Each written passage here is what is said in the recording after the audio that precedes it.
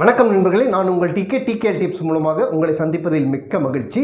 பார்த்து கொண்டிருக்கும் அனைவருக்கும் எனது இனிய தீபாவளி நல்வாழ்த்துக்களை தெரிவித்துக் கொள்வதில் மிக்க மகிழ்ச்சி அடைகிறேன். தீபாவளியை கொண்டாடுவதற்கு பல காரணங்கள் சொல்லப்படுகின்றன. அதில் ஒரு காரணம் பார்த்தீங்கன்னா, ராமன் ராவணனை வதம் செய்து சீதையை அயோத்திக்கு கூட்டி வந்த தினத்தை தீபாவளியாக கொண்டாடுகிறார்கள்.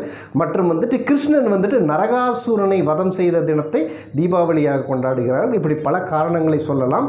தீபாவளி என்பதற்கு தீபம் என்றால் விளக்கு என்று அர்த்தம். அந்த ஆவளி என்றால் வரிசையாக விளக்குகளை ஏற்றுவது என்று அர்த்தம்.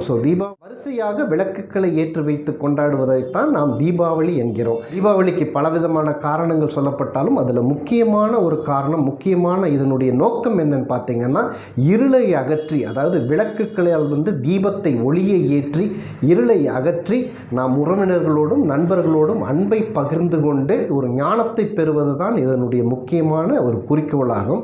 தீபாவளி என்றாலே நாம் எப்படி நமது இளமை காலத்தில் எப்படி கொண்டாடி இருக்கிறோம் அப்படிங்கிறது உங்களுக்கு நல்லாவே ஞாபகம் இருக்கும். சூரிய உதயத்துக்கு முன்பாக எழுந்து எண்ணெய், அதாவது நல்லெண்ணெய் தேய்த்து குளித்து, இந்த நல்லெண்ணெய் தேய்த்து குளித்தால் கங்காவில் ஸ்நானம் செய்ததாக ஐதீகம் சொல்லுகிறது.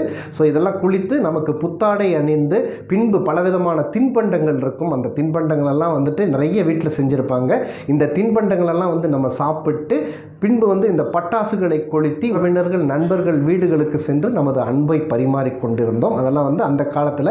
இப்போ அநேகமாக இந்த டைமில் என்ன நடக்குதுன்னா, டிவியில் பலவிதமான நிகழ்ச்சிகள் நடந்து கொண்டு இருக்கும். புத்தாடைகளை அணிந்து கொண்டு இந்த கால சிறுவர்கள்லாம் இந்த நிகழ்ச்சிகளை பார்த்து கொண்டு, இல்லை ஒரு புதிய படம், அதாவது சினிமா ரிலீஸ் ஆச்சுன்னா அந்த படத்தை பார்ப்பது தான் இந்த தீபாவளி, இன்றைய காலகட்டத்தில் தீபாவளியை கொண்டாடுவதாக அமைந்திருக்கிறது. முக்கியமாக இதில் என்ன பார்க்க போகிறோம்னா, இந்த பலவிதமான தின்பண்டங்கள், நிறைய தின்பண்டங்கள். இப்போதைய ஒரு புதிய ட்ரெண்ட் என்னென்னா, தீபாவளி அன்னைக்கு மட்டன் பிரியாணி அல்லது சிக்கன் பிரியாணி, சில்லி சிக்கன், எண்ணெயில் பொரித்த ஐட்டம், இதெல்லாம் நிறைய அன்லிமிட்டடாக சாப்பிட்றாங்க. இதெல்லாம் அன்லிமிட்டடாக சாப்பிடக்கூடியதுனால ஏற்படக்கூடிய விளைவுகள் என்னென்னு பார்த்தீங்கன்னா, ஒன்று அஜீரணம், வயிறு பொறுமல், வயிறு குமட்டல், அல்லது உப்புசம், வயிறு உப்புசமாகி கேஸ்ட்ரிக் ஆகி, இது நிறைய பேருக்கு தீபாவளி அன்னைக்கு சாயங்காலம் பார்த்தீங்கன்னா நிறைய பேர் சொல்லுவாங்க நெஞ்செல்லாம் வலிக்குது அப்படிங்கிறது. இதெல்லாம் தீர்க்கக்கூடிய ஒரு எளிய மருந்தை நீங்கள் தெரிஞ்சு வச்சுட்டீங்கன்னா போதும். இது ரொம்ப சுலபமாக இந்த மாதிரி ஒரு பிரச்சனையிலேருந்து நீங்கள் ஈஸியாகவே வெளியில் வந்துடலாம். எளிமையாக எல்லார் வீட்லேயும் கிடைக்கக்கூடிய ஒரு பொருளை வச்சு தான் நம்ம ஒரு லேகியமோ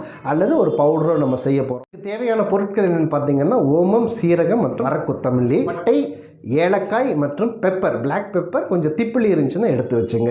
இதுதான் இதுக்கு தேவையான பொருட்கள். கொஞ்சம் வெல்லம் கூட, இஞ்சி. இது லேகியம் செய்வதற்கு வெல்லம், இஞ்சி தேவைப்படும் இதுக்கு. ஸோ இது மட்டும் கொஞ்சம் நல்லெண்ணெய் இருந்துச்சுன்னா எடுத்து வச்சுங்க. இது சிம்பிளாக எளிமையாக செய்யக்கூடிய ஒரு லேகியம். இதில் நிறைய பொருட்களும் நம்ம ஆட் பண்ணலாம். சிம்பிளாக பண்ணுறதா இருந்தால் இதில் என்ன அளவு வேணும் அப்படின்னா, ஒரு 50 கிராம் ஓம், 50 கிராம் கொத்தமல்லியும் சீரகம் எடுத்திங்கன்னா ஒரு 100 கிராம் ஓமம் கொஞ்சம் அதிகமாக எடுத்துங்க. மற்றதெல்லாம் ஜஸ்ட் ஒரு உங்களுடைய தேவைக்கேற்ப தான். 1 டீஸ்பூன் ஆஃப் பெப்பரு, திப்பிலி ஒரு 20-30, எந்த திப்பிலி கிடைச்சாலும் சரி, கண்டன் திப்பிலி கிடைச்சாலும் சரி, அல்லது நீளமாக இருக்கக்கூடிய அந்த நாட்டு திப்பிலி கிடைச்சாலும் சரி, ஏதோ ஏலக்காய் ஒரு 5, மற்றும் பட்டை ஒரு பட்டை பவுடர் கிடைச்சாலும் சரி, அல்லது பட்டையாக இருந்தாலும் சரி, இதெல்லாம் முதல்ல போட்டு ஒன்றா போட்டு வறுத்துக்குங்க. முதல்ல ஓமத்தை தனியாக வறுத்துக்கிட்டு, அதுக்கப்புறம் அது கூடவே எல்லா பொருட்களையும் ஒன்றா வறுத்து நீங்கள் ஒரு மிக்சியில் போட்டு அடித்து ஒரு பவுடரை எடுத்து வச்சுக்கோங்க.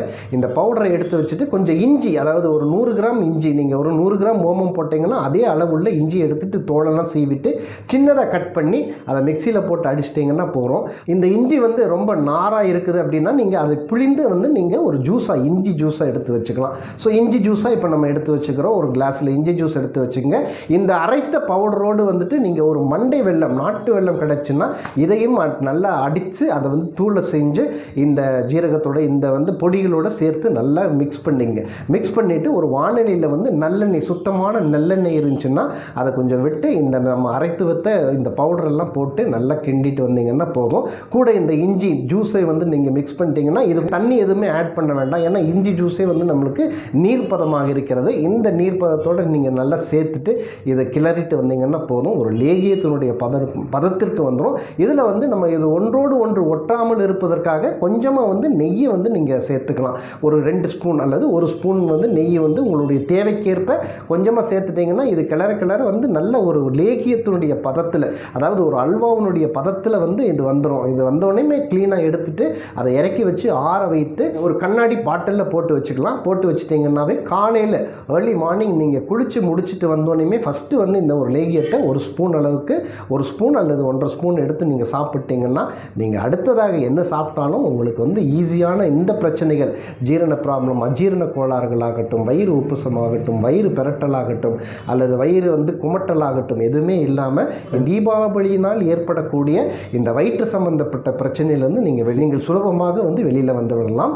அதே போல் வந்து இப்போ இந்த லேகியம் பண்ணுறதுக்கு எனக்கு டைம் இல்லை சார் அப்படின்னீங்கன்னா நீங்கள் ஒரு சாதாரண பொடி தான், அந்த நான் ஏற்கனவே சொன்ன அந்த பொடிகள் தான். ஓமம் 100 கிராம், 50 கிராம் வந்து சீரகம், 50 கிராம் வந்து வரக்கொத்தமல்லி, இது கூட வந்து பட்டை, பெப்பர் இருந்துச்சுன்னா பிளாக் பெப்பர் மற்றும் திப்பிலி, இதை மட்டும் போட்டு நீங்கள் ஏலக்காய் பொருட்களை எல்லாம் வந்து வறுத்துருங்க. நல்லா வந்து வானிலையில் வறுத்துட்டு இதை போட்டு மிக்சியில் போட்டு அடிச்சிட்டிங்கன்னா ஒரு பவுடர் ஆகிடும். இந்த பவுடரை போட்டு வச்சுட்டிங்கனாலும் போதும். இந்த பவுடரை சுடுதண்ணியில் காலையில் எந்திரிச்சோன்னே கலக்கி ஒரு தண்ணியில் குடிச்சிட்டிங்கன்னா உங்களுக்கு இந்த வயிறு சம்மந்தப்பட்ட, நான் ஏற்கனவே சொன்ன மாதிரி அத்தனை வயிறு சம்மந்தப்பட்ட பிரச்சனைகள் இருந்தும் சுலபமாக வெளியே வந்துடலாம். இது ரொம்ப எளிமையான ஒரு விஷயம் தான், ஞாபகத்தில் வச்சுங்க. பொடி செய்கிறதா இருந்தால், அதாவது சூரணம் செய்கிறதா இருந்தால் உங்களுக்கு தேவையான பொருட்கள் ஓமம், வரக்கொத்தமல்லி, ஓமம் 100 கிராம், வரக்கொத்தமல்லி மற்றும் வந்து சீரகம், இதுதான் முக்கியமான இன்கிரிடியன்ட். இதை மட்டும் எடுத்து நீங்கள் வறுத்துட்டு கூட கொஞ்சம் பெப்பர், திப்பிலி இருந்துச்சுன்னா சேர்த்துங்க, ஏலக்காய் சேர்த்துக்குங்க, பட்டை இருந்துச்சுன்னா கொஞ்சம் சேர்த்துங்க. இதெல்லாம் நல்லா வறுத்துட்டு ஒரு மிக்சியில் போட்டு அடித்து அந்த பொடியை எடுத்துகிட்டு நீங்கள் சுடுதண்ணியில் கலக்கி நீங்கள் குடிக்கலாம். அல்லது சுடுதண்ணியில் போட்டு நல்லா கொதிக்க வச்சு இதை ஃபில்ட்ரு பண்ணி நீங்கள் குடிச்சிட்டிங்கனாலும் உங்களுக்கு இந்த வயிறு சம்பந்தப்பட்ட எல்லா பிரச்சனைகளும் வந்து தீர்வாக அமையும். உங்களுடைய தீபாவளி வந்துட்டு ரொம்ப இனிமையான தீபாவளியாக அமையும். மறுபடியும் பார்த்து கொண்டிருக்கும் அனைவருக்கும் எனது தீபாவளி நல்வாழ்த்துக்களை தெரிவித்துக் கொள்கிறேன். எல்லாம் வல்ல இறைவன் உங்கள் அனைவருக்கும் நல்ல உடல் ஆரோக்கியத்தை கொடுத்து இன்பமெல்லாம் நீங்கி ஒரு ஒளியை ஏற்படுத்தி கொடுக்க வேண்டும் என்று அந்த எல்லாம் வல்ல இறைவனை வேண்டி விடைபெறுகிறேன். நன்றி, வணக்கம். மீண்டும் அடுத்த ஒரு நல்ல நிகழ்ச்சியில் உங்களை சந்திப்பது உங்கள் TK.